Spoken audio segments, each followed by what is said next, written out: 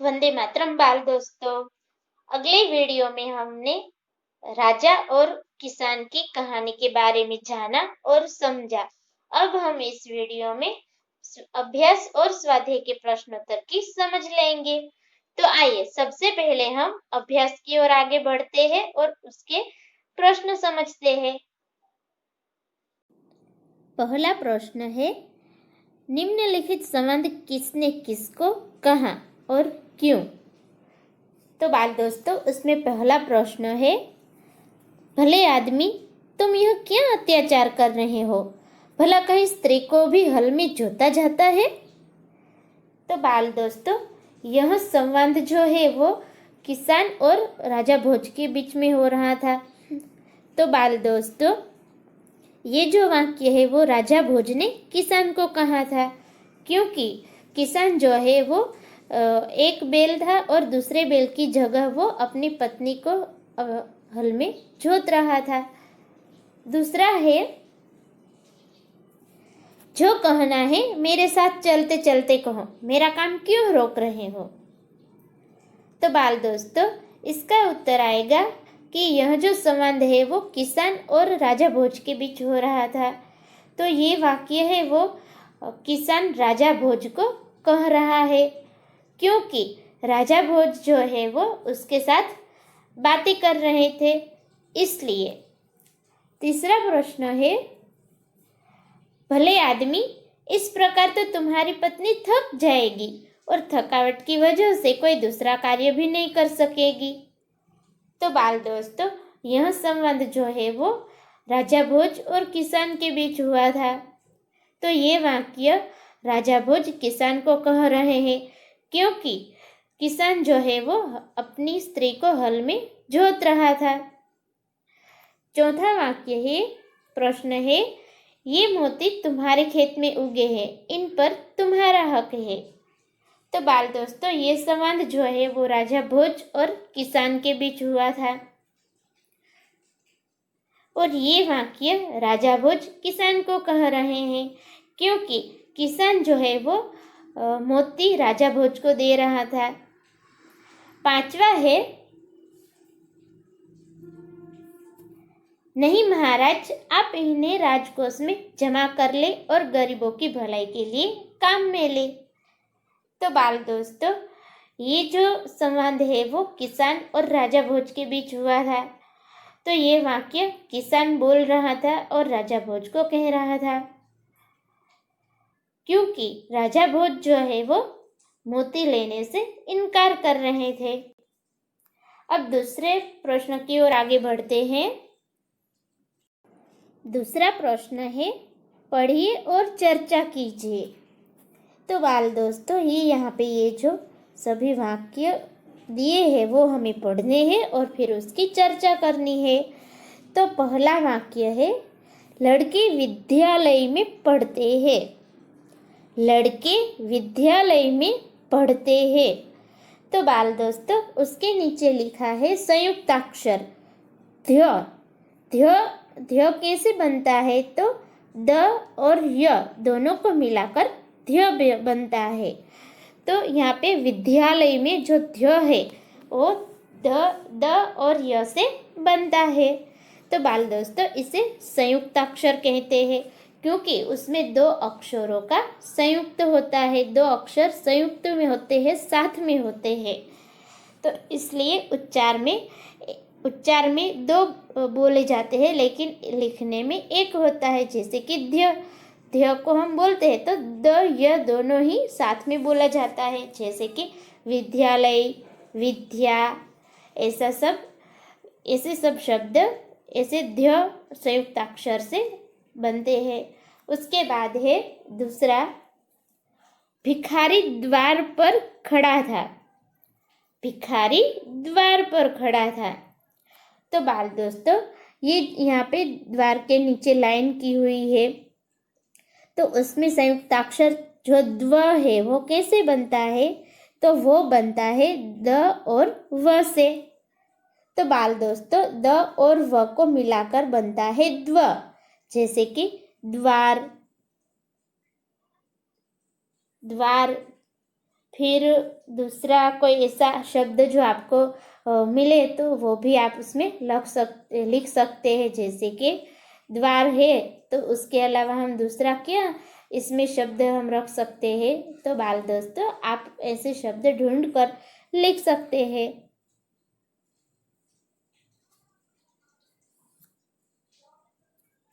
उसके बाद है तीसरा, यहाँ शुद्ध घी मिलता है। यहाँ शुद्ध घी मिलता है। तो बाल दोस्तों यहाँ पे ये जो शुद्ध लिखा है तो वो है, उसमें जो ध है ध, तो उसमें संयुक्त अक्षर है द और ध दोनों को मिलाकर होता है ध। तो द और ध दोनों साथ में बोले जाते हैं और इस तरह लिखे भी जाते हैं। तो ये यहाँ पे हम देख सकते हैं कि द और ध दोनों को मिलाकर हुआ है ध। तो शुद्ध, तो ऐसे जो शब्द होते हैं तो वो उसे संयुक्ताक्षर भी कहते हैं। अब हम आगे बढ़ते हैं। उसके बाद है अशोक चक्र हमारा राष्ट्रीय चिन्ह है। अशोक चक्र हमारा राष्ट्रीय चिन्ह है। तो बाल दोस्तों यहाँ पे हम देख सकते हैं कि चिन्ह उसमें ह और न दोनों साथ में है तो वो संयुक्ताक्षर है। तो बाल दोस्तों इसलिए जो चिन्ह होता है उसमें ह और न दोनों को साथ में लिखा जाता है। उसके बाद है पांचवा, एक ब्राह्मण पूजा कर रहा था। एक ब्राह्मण पूजा कर रहा था। तो बाल दोस्तों यहाँ पे जो ब्राह्मण में हम है, हम, तो ये ब्राह्म, तो ये हम जो है वो ह और म दोनों को मिलाकर बनाया है। तो ये ब्राह्मण में जो हम है वो संयुक्ताक्षर है। उसके बाद छठा है बनवीर का उद्देश्य राजगादी पाने का था। बनवीर का उद्देश्य राजगादी पाने का था। तो बाल दोस्तों इसमें जो उद्देश्य है उसमें जो द है, ये वाला द, तो वो दो द को मिलाकर बनाया जाता है। तो उद्देश्य में दो द आते हैं। तो बाल दोस्तों इस तरह उद्देश्य का जो द है उसे संयुक्ताक्षर भी कहा जाता है। तो बाल दोस्तों ये तो हुई ये जोड़ संयुक्ताक्षर शब्दों की। इस तरह जो हमारे दूसरे शब्द है उसमें भी संधि से हम ऐसे संयुक्ताक्षर, ऐसे संयुक्त शब्द बना सकते हैं।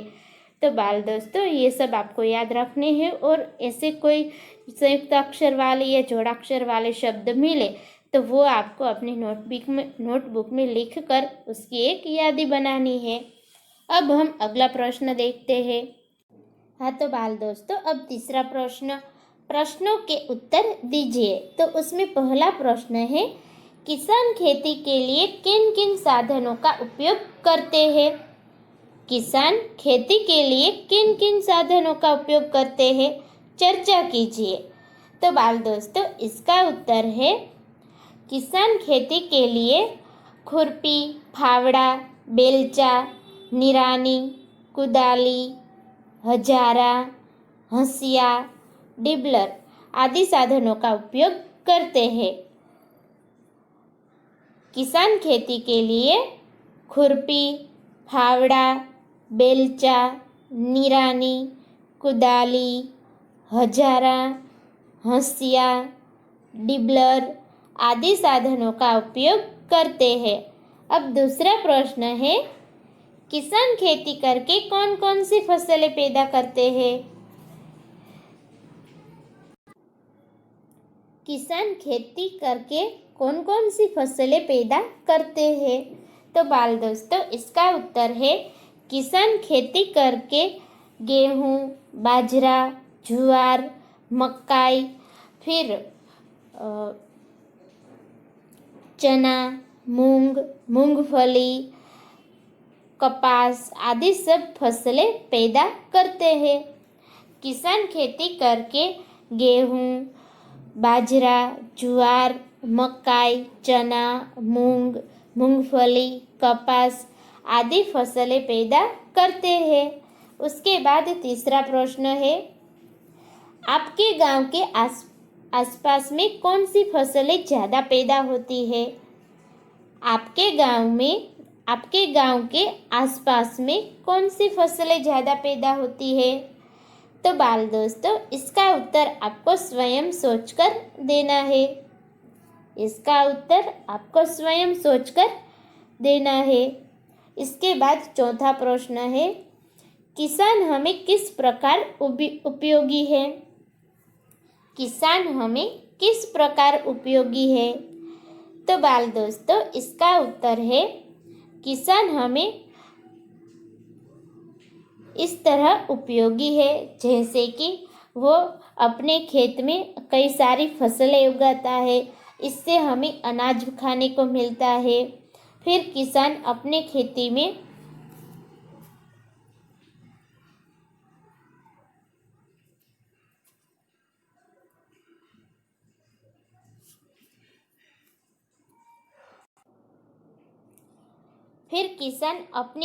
में कई सारी सब्जियां उगाता है, जिससे हमें अच्छे अच्छे साग खाने को मिलते हैं, जैसे कि आलू की सब्जी मम्मी हमारी बनाती है, बैंगन की सब्जी।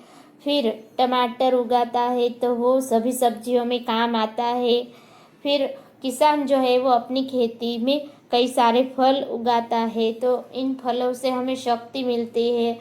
फिर कई सारे विटामिन वो सब मिलते हैं। तो बाल दोस्तों, इस तरह किसान हमें कई प्रकार से उपयोगी है।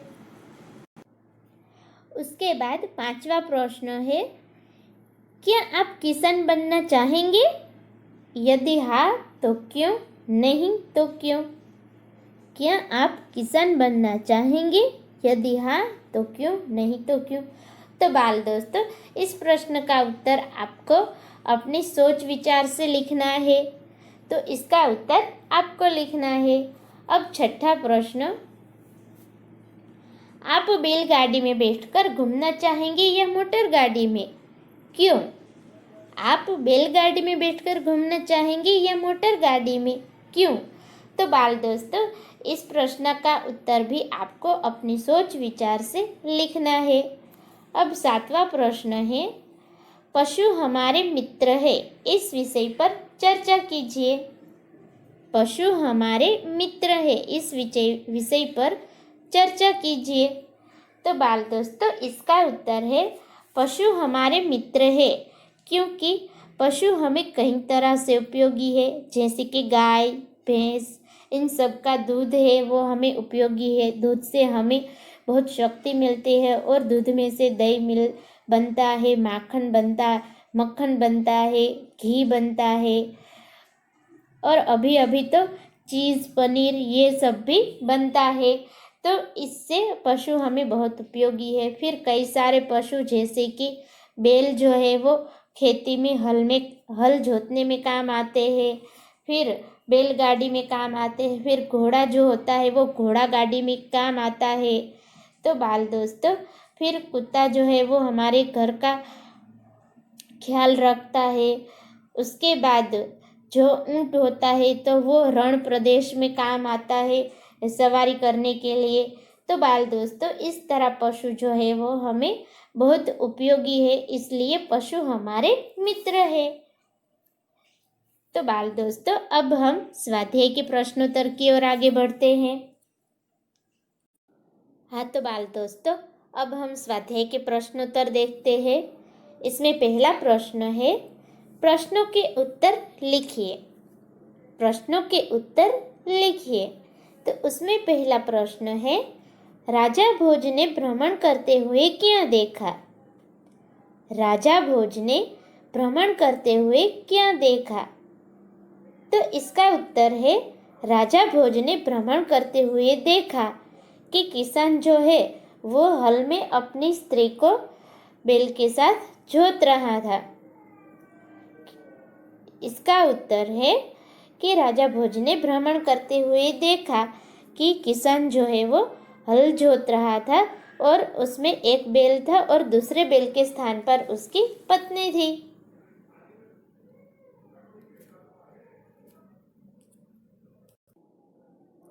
दूसरा प्रश्न है, राजा भोज ने किसान के पास जाकर क्या कहा?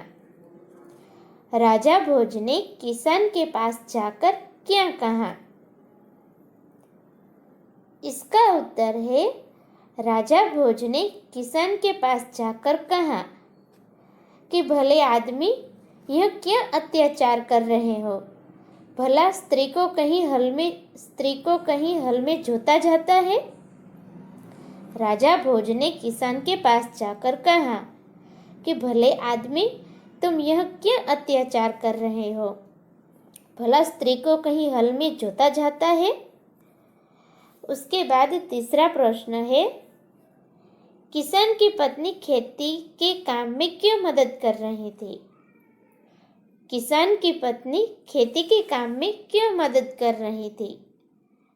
तो इसका उत्तर है, किसान की पत्नी खेती के काम में मदद कर रही थी क्योंकि किसान का एक बैल जो है वो मर गया था, इसलिए एक तरफ एक बैल था और एक तरफ उसकी पत्नी थी। इस तरह वो दोनों हल जोत रहे थे। उसके बाद चौथा प्रश्न है, राजा भोज के 2 बैल मिलने पर किसान की फसल में क्या फर्क हुआ? राजा भोज के 2 बैल मिलने पर किसान की फसल में क्या फर्क हुआ? तो इसका उत्तर है, राजा भोज के 2 बैल मिलने पर किसान की फसल में यह फर्क हुआ कि 2 बैल मिलने से उसके खेत में उम्दा किस्म के गेहूं हुए और जहाँ जहाँ राजा भोज ने हल जोता था वहाँ पे मोती उगे थे। उसके बाद पांचवा प्रश्न है, किसान शर्मिंदा क्यों हो गया? किसान शर्मिंदा क्यों हो गया? तो इसका उत्तर है, किसान शर्मिंदा हो गया क्योंकि उसे पता चला कि मैं अब तक जिससे बात कर रहा था वो राजा भोज है। तो बाल दोस्तों, जब किसान को पता चला कि मैं जिससे बात कर रहा हूँ वो राजा भोज है, तो इसकी वजह से किसान शर्मिंदा हो गया। उसके बाद छठा प्रश्न, किसान के क्या कहने पर राजा भोज ने मोती स्वीकार किया? किसान के क्या कहने पर राजा भोज ने मोती स्वीकार किए? तो इसका उत्तर है, किसान ने कहा कि यह आपकी मेहनत का प्रताप है, इसलिए ये मोती आप रख ले और इसे राजकोष में जमा कर ले और इस मोती को गरीबों की भलाई के लिए आप उपयोग करें। ऐसा कहने पर राजा भोज ने मोती स्वीकार कर लिए। उसके बाद सातवां प्रश्न है, राजा भोज किसान से क्यों प्रभावित हुए? राजा भोज किसान से क्यों प्रभावित हुए? तो इसका उत्तर है, अपने काम के प्रति किसान की लगन को देखकर राजा भोज किसान से प्रभावित हुए। अपने काम के प्रति किसान की लगन देखकर राजा भोज किसान से प्रभावित हुए। तो बाल दोस्तों, अब हम अगला प्रश्न देखते हैं। हाँ तो बाल दोस्तों, अब तीसरा प्रश्न, सही जोड़े मिलाइए। सही जोड़े मिलाइए। तो बाल दोस्तों, यहाँ पे हम देख सकते हैं कि यहाँ पे एक तरफ ये मुहावरे हैं और यहाँ दूसरी तरफ उसके अर्थ दिए गए हैं। तो बाल दोस्तों, उसमें हमें अर्थ में यहाँ उसके जो मुहावरे के अर्थ है उसे से उस जोड़े को हमें मिलाना है। तो आइए अब हम मुहावरे को उसके अर्थ के साथ मिलाते हैं। तो बाल दोस्तों, पहला है आँख खुलना। आँख खुलना यानी सही बात का ज्ञान होना। तो बाल दोस्तों, इसे हम जोड़ेंगे यहाँ पर। उसके बाद है दूसरा है आँख लगना। आँख लगना मतलब एकदम से सो जाना। तो उसे हम जोड़ेंगे यहाँ पर। उसके बाद है तीसरा, आंख चुराना। आंख चुराना मतलब सही बात से टल जाना, तो इसे हम यहाँ जोड़ेंगे। उसके बाद है आंख दिखाना। आंख दिखाना मतलब क्रोध करना, तो बाल दोस्तों उसे हम जोड़ेंगे यहाँ पर।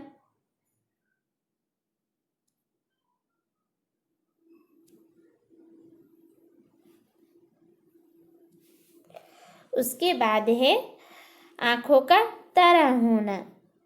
तो बाल दोस्तों आंखों का तारा होना मतलब बहुत प्रिय व्यक्ति, तो बाल दोस्तों उसे हम जोड़ेंगे यहाँ पर। उसके बाद है आंखों में चमक आना। आंखों में चमक आना, तो बाल दोस्तों उसका अर्थ होता है प्रसन्न होना, तो उसे जोड़ेंगे हम यहाँ पर। प्रसन्न आना, तो इसे जोड़ेंगे यहाँ पर हम। तो बाल दोस्तों इस तरह हमने सभी जोड़े को मिलाया। अब हम अगला प्रश्न देखेंगे, जो चौथा प्रश्न है। उपर्युक्त मुहावरे का वाक्य प्रयोग कीजिए। उपर्युक्त मुहावरे का वाक्य प्रयोग कीजिए। तो बाल दोस्तों यहाँ पे ये जो मुहावरे दिए गए हैं इसके हमें वाक्य प्रयोग करने हैं। तो चलिए अब हम इन मुहावरों का एक एक करके वाक्य प्रयोग करते हैं। तो पहला है आँख खुलना। तो इसका वाक्य प्रयोग होगा, आज सुबह जब मेरी आँख खुली तो बहुत देर हो गई थी। आज सुबह जब मेरी आँख खुली तो बहुत देर हो गई थी। उसके बाद दूसरा है आँख लगना। तो इसका वाक्य प्रयोग होगा कि जैसे ही मेरी आँख लगी कि जोर से धमाका हुआ। जैसे ही मेरी आँख लगी कि जोर से धमाका हुआ। उसके बाद तीसरा मुहावरा है आँख चुराना। आँख चुराना, तो इसका हम वाक्य प्रयोग करेंगे, मेरा दोस्त आजकल मुझसे बहुत आँखें चुरा रहा है। मेरा दोस्त आजकल मुझसे बहुत आँखें चुरा रहा है। उसके बाद चौथा मुहावरा है आँख दिखाना। तो आँख दिखाना, इसका हम वाक्य प्रयोग करेंगे, आज नए शिक्षक ने बहुत सारे बच्चों को आँखें दिखाई। आज नए शिक्षक ने बहुत सारे बच्चों को आँख दिखाई। उसके बाद है पांचवा मुहावरा आँखों का तारा होना। आँखों का तारा होना, तो इसका वाक्य प्रयोग होगा, बच्चे अपने माँ बाप की आँखों का तारा होते हैं। बच्चे अपने माँ बाप की आँखों का तारा होते हैं। उसके बाद छठा मुहावरा है आँखों में चमक आना। आँखों में चमक आना, तो इसका वाक्य प्रयोग होगा कि जैसे ही चिंटू को मैंने चॉकलेट दी कि उसकी आँखें चमक गई। जैसे ही मैंने चिंटू को चॉकलेट दी तो उसकी आँखें चमक गई। तो बाल दोस्तों इस तरह हमने सभी मुहावरे के वाक्य प्रयोग किए। तो आप भी इस तरह कुछ अलग अलग मुहावरे इकट्ठा करके उसके वाक्य प्रयोग करके अपना ज्ञान बढ़ा सकते हैं। अब हम अगला प्रश्न देखते हैं। हाँ तो बाल दोस्तों अब पांचवा प्रश्न, निम्नलिखित शब्द विशेषण हैं, उन शब्दों का वाक्य प्रयोग कीजिए। तो बाल दोस्तों यहाँ पर ये जो शब्द है वो सब विशेषण शब्द है, यानी कि ये शब्द विशेषता दिखाते हैं।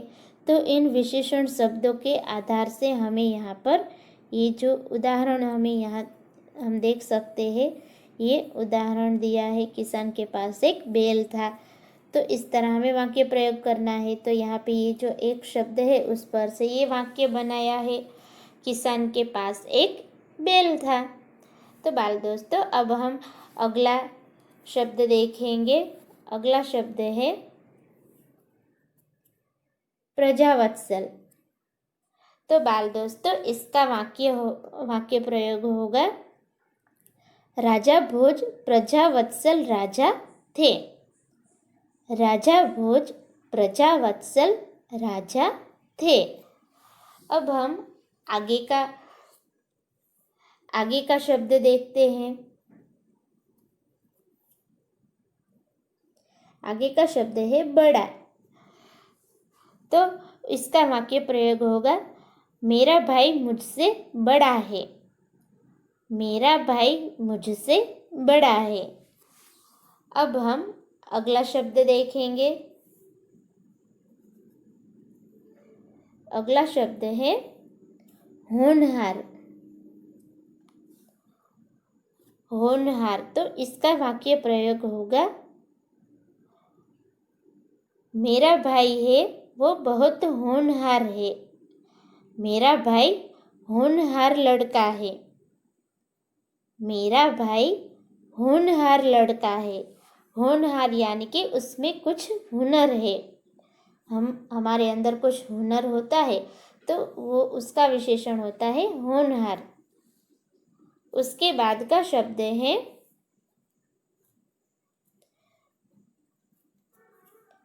मीठा। तो इसका वाक्य प्रयोग होगा, तोता बहुत मीठा मीठा बोलता है। तोता बहुत मीठा मीठा बोलता है। अब हम आगे का शब्द देखेंगे। तो आगे का शब्द है मेहनती। मेहनती। तो इसका वाक्य प्रयोग होगा, किसान बहुत ही मेहनती इंसान है। किसान बहुत ही मेहनती इंसान है। तो बाल दोस्तों इस तरह हमने एक एक करके सभी विशेषण का वाक्य प्रयोग किया। तो आप भी इस तरह कुछ विशेषण ढूंढकर उनका वाक्य प्रयोग कर सकते हैं। अब हम अगला प्रश्न देखते हैं। हाँ तो बाल दोस्तों अब 7वां प्रश्न है। 7वें प्रश्न का अ विभाग है। यहाँ पे ये देखिए 7वें प्रश्न का अ, निम्नलिखित परिच्छेद का अपनी मातृभाषा में अनुवाद कीजिए। निम्नलिखित परिच्छेद का अपनी मातृभाषा में अनुवाद कीजिए। तो बाल दोस्तों मातृभाषा यानी कौन सी भाषा? तो बाल दोस्तों हम यहाँ पे गुजरात में रहते हैं तो हमारी मातृभाषा गुजराती है।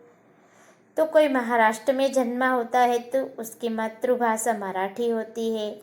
दक्षिण भारत में जो जन्मा हुआ होता है तो उसकी मातृभाषा जो है वो तमिल, मलयालम ऐसी होती है। तो बाल दोस्तों इस तरह हमारी मातृभाषा गुजराती है, इसलिए हम इस परिच्छेद का अनुवाद गुजराती में करेंगे।